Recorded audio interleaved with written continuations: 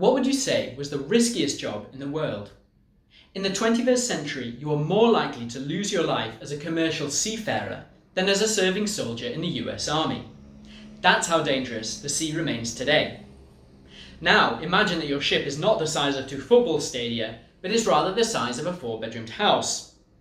And it's made of wood. Feeling worried yet? Long-distance commerce in the age of sail was more than risky business. It was a game of Russian roulette with God.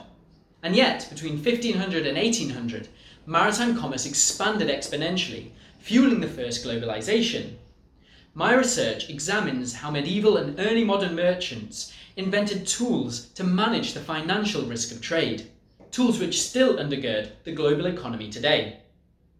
The most famous of their inventions was premium insurance, paying a third party to shift the risk, but it wasn't the only way.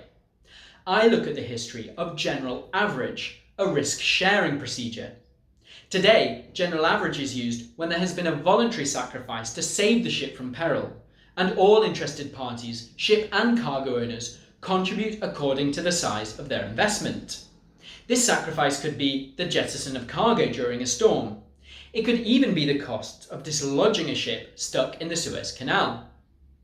I looked at general average in Livorno in Italy, where rich serial documentation on the procedure survives.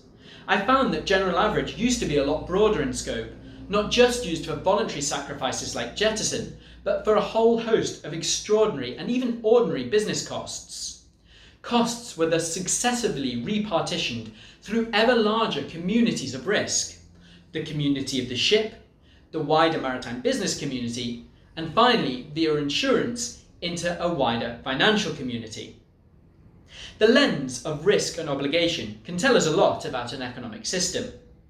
Economic growth has been predicated on our ability to continually widen the risk community through transnational insurance, joint stock companies, and the tacit underwriting of these institutions by national governments. Yet it is now so large that it can hardly be recognised as such.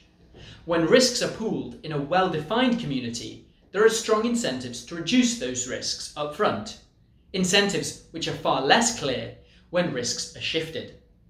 The language of risk and obligation, who pays when things go wrong and why, should be made central to contemporary conversations about economic equity and confronting an incipient climate crisis.